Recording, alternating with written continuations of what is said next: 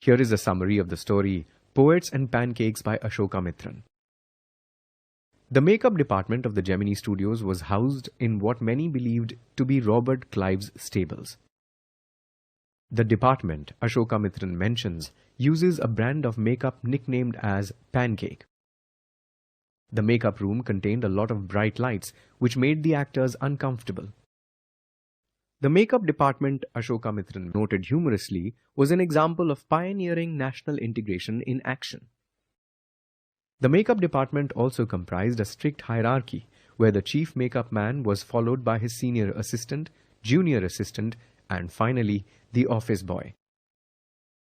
The chief makeup man and his assistants usually applied makeup to various actors in the movie. The office boy, on the other hand, was responsible for applying makeup on the extras.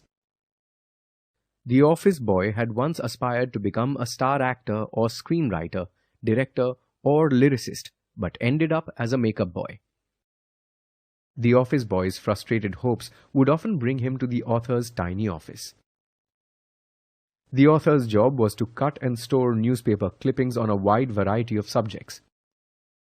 Since his work seemed insignificant, the office boy would usually come into his cubicle to vent his feelings.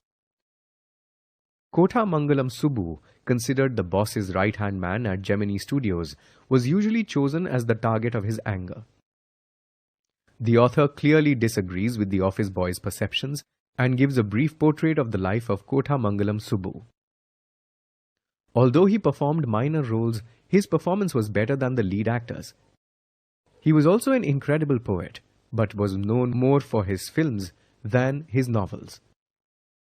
Subbu belonged to the story department, which housed the poets of the studio and the legal advisor. Though a legal advisor by name, he was considered as a lawyer by most people. Unlike the khadi-clad poets of the department, he was always dressed in pants, a shirt, and sometimes a coat. Once, he brought about the downfall of an actress by recording her temper tantrum on set. He lost his job when one day the boss, that is the owner of the studio, decided to dissolve the story department. Ashoka Mitran now comes to the poets of Gemini Studios. Gemini Studios hosted a variety of poets who were believers of Gandhi and averse to communism. The poets' aversion of communism reflected the overall philosophy of Gemini Studios. This led to Frank Buchmann's Modern Rearmament Army, or MRA, performing two plays, Jotham Valley and Forgotten Factor, at the studio. The Gemini family, impressed by the plays, imitated the sunrise and sunset scenes as depicted by the MRA.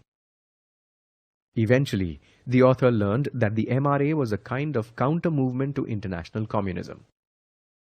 After a few months, the Gemini Studios was visited by an English poet. S.S. Vasan, the studio owner, welcomed the guest, whose identity was unknown, by delivering a long speech. It was followed by the poet's speech. However, people could not understand the poet due to his unfamiliar accent. Thus, the poet and the reason for his visit remained an unexplained mystery. From a glimpse of life at Gemini Studios, Ashoka Mitran now provides a brief glimpse into his own. One day, he came across an announcement about a short story contest in The Hindu. The contest was organized by a periodical named The Encounter. On seeking information about the periodical, the author discovered that its editor was Stephen Spender, the same English poet who had visited the Gemini Studios. In conclusion, he talks about discovering the paperback edition of The God That Failed a few months after his retirement. The book was a compilation of 6 essays by 6 eminent writers who described their experience with communism. Stephen Spender was one of the contributors to the book. He realized right away that his boss was not interested in Spender's poetry, but his views on communism.